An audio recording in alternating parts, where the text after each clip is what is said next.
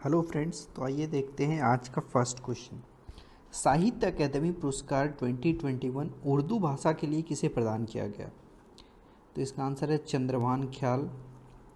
चंद्रभान ख्याल को साहित्य अकादमी अवार्ड 2021 उर्दू लैंग्वेज के लिए दिया गया। Chandrabhan Khayal ji has been announced a prestigious award for his collection of poem Taza Hawa ki ताबिशें।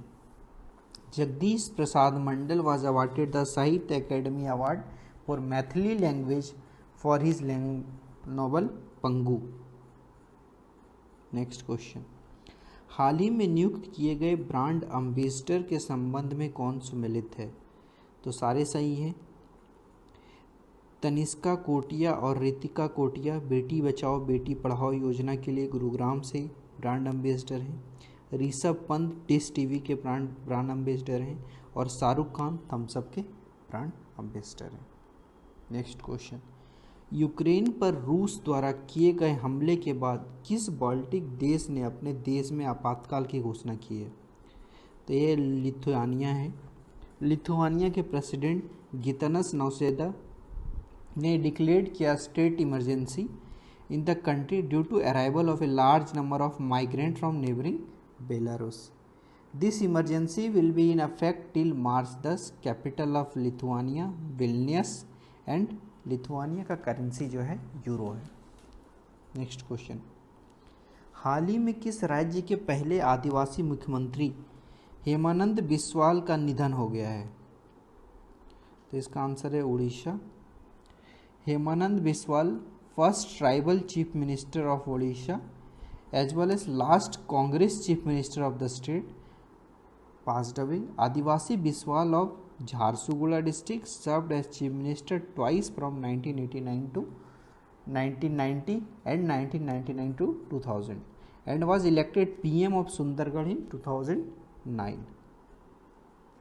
Next question, हाल ही में प्रकाशित पुस्तक the great tech game shaping geopolitics and the destinies of nation किसके द्वारा लिखी गई है?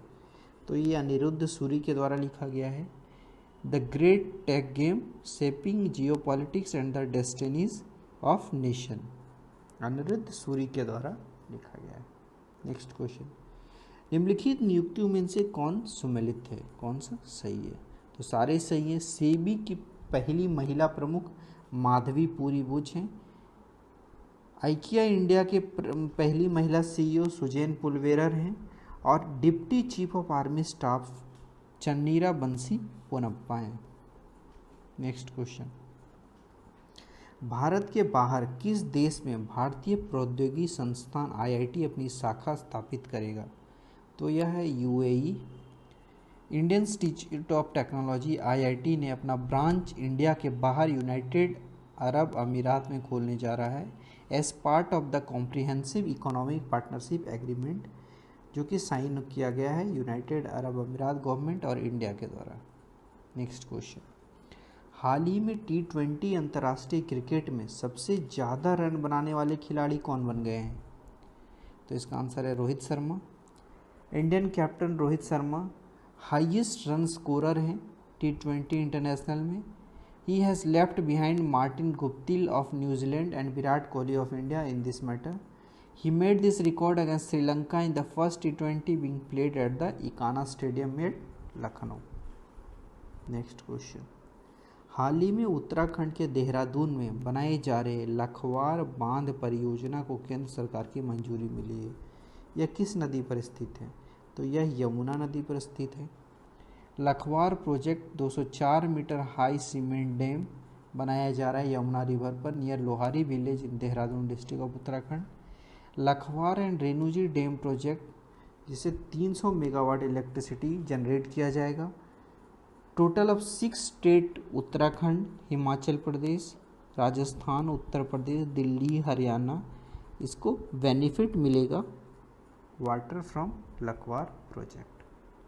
नेक्स्ट क्वेश्चन, हाल ही में भारत के लिए वनडे मैच में सबसे तेज अर्धशतक लगाने वाली महिला खिलाड़ी बन गई हैं। तो यह है ऋचा घोष।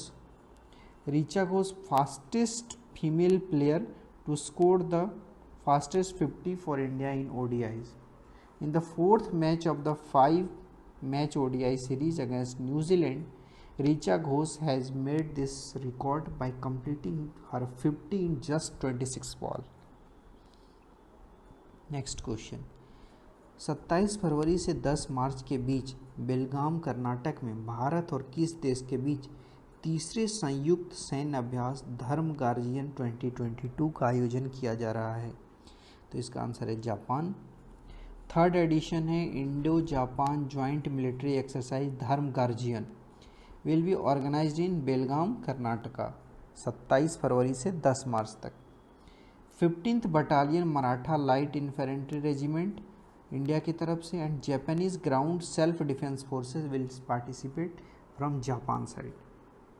नेक्स्ट क्वेश्चन, भारत का पहला ई वेस्ट इको पार्क कहाँ बनाया जा रहा है? इसका आंसर है Delhi. With the objective of promoting tourism in the capital Delhi, the country's first e-waste eco park is being set up in New Delhi to develop e-waste and to prepare the Delhi Film Policy 2022. Spread from over 20 acres, and this eco park will be able to dispose of 2 lakh ton of e-waste generated daily. Next question. अंतर्राष्ट्रीय बौद्धिक संपदा सूचकांक 2022 में भारत को कौन सा स्थान प्राप्त हुआ? तो इसका आंसर है 43। इंडिया का रैंक 43 रहा out of 55 countries in the international intellectual property index 2022। इसको कौन जारी करता है? तो global innovation policy center of एक chamber of commerce. Top countries इस रैंकिंग में number 1 United State, number 2 United Kingdom and third पे जर्मनी। नेक्स्ट क्वेश्चन, फरवरी 2022 में सिंगापुर में आयोजित सिंगापुर वेटलिफ्टिंग इंटरनेशनल में स्वर्ण पदक किस भारतीय खिलाड़ी ने जीता? तो इसका आंसर है मीराबाई चानू ने। मीरा बानू चाई ने गोल्ड मेडल जीता 55 kg weight category in the Singapore weightlifting international 2022, जो कि फरवरी 25, 2022 में अवार्ड हुआ। With this win, he has also qualified for the Commonwealth Game 2022 to be held in Birmingham. Mirabai Chanu won silver medal in Tokyo Olympic 2020. Next question. Ukraine से भारतीय नागरिकों को वापस लाने के लिए कौन सा ऑपरेशन शुरू किया गया है? तो यह है ऑपरेशन गंगा। इंडियन गवर्नमेंट ने लॉन्च किया है evacuation mission operation Ganga to rescue Indian international stranded in Ukraine due to Russia-Ukraine tension. And this operation has been started from 26 January 2022, under which 1,000 Indian has been evacuated from Romania and Hungary. Capital of Ukraine, Kiev, और president है Ukraine के Volodymyr Zelensky और currency है Ukrainian hryvnia. Next question, Goa shipyard limited द्वारा भारतीय तटरक्षक अपतटीय गश्ती वाहन परियोजना का 5वां और अंतिम पोत वितरित किया, जिसका नाम है ICGS Saksham. India Goa shipyard limited ने डिलीवर्ड किया 5th and final vessel of the 5 coast guard offshore patrol vehicle project to the Indian coast guard and the ship has been named ICGS Saksham. Next question, Gravitas foundation के Urja award 2022 के 5वें संस्करण में business leader of the year award से किसे सम्मानित किया गया? तो इसका आंसर है Yohan Poonawalla. Yohan Poonawalla was honoured with the business leader award at the 5th edition of Usha Kakade Gravitas foundation energy award 2022। Yohan Poonawalla was given this award by Srimati Amrita Fadnavis for his remarkable work for the society. Next question, हाल ही में खगोलविदों द्वारा अब तक की खोजी गई सबसे बड़ी रेडियो गैलेक्सी का नाम क्या रखा गया है? तो इसका आंसर है एल्साइनस। एस्ट्रोनॉमर ने डिस्कवर्ड किया largest radio Galaxy. According to scientists, this galaxy extends for about 16 million light year in the vacuum of our space. The new galaxy is about 3 billion light year away from our Earth, and the galaxy has been named Alcinous Which was the name of the son of Oronus? Oronus is described as the deity in Greek mythology. Next question, बहुपक्षीय नौसैनिक अभ्यास मिलन 2022 का आयोजन कहाँ किया गया? तो इसका आंसर है बंगाल की खाड़ी और विशाखापट्टनम में। India's navy multilateral exercise Milan 2022 ये कंडक्ट किया गया 2 फेज में। हार्बर फेज was conducted 25 फरवरी से 28 फरवरी सिटी ऑफ लक विशाखापट्टनम में, and the sea phase would be conducted in Bay of Bengal 1 मार्च से 4 मार्च तक।